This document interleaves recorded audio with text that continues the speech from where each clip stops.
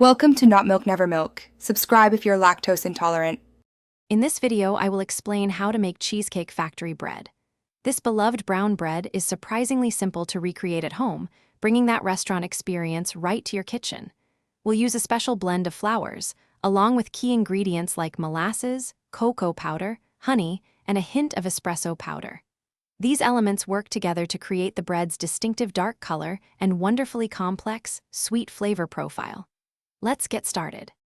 First, activate your yeast by combining it with warm water and a tablespoon of sugar. Let it sit for about 5 minutes until it becomes foamy.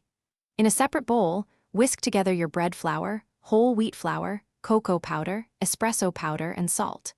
Then, add the honey and molasses to your yeast mixture.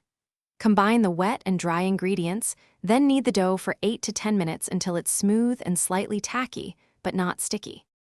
After kneading, transfer your dough to a lightly oiled bowl, cover it, and let it rise in a warm place for about 90 minutes, or until it has doubled in size. Once risen, gently punch down the dough and divide it into 4 equal pieces. Shape each piece into a log, roughly 6 inches long and 2 inches wide. For an authentic touch, dust the bottom of each loaf with cornmeal and sprinkle the tops with rolled oats before the second rise. Now for the best part, baking. Preheat your oven to 350 degrees Fahrenheit. Place your shaped loaves on a parchment-lined baking sheet, leaving ample space between them. Bake for 25 to 35 minutes, or until the internal temperature reaches 190 degrees Fahrenheit.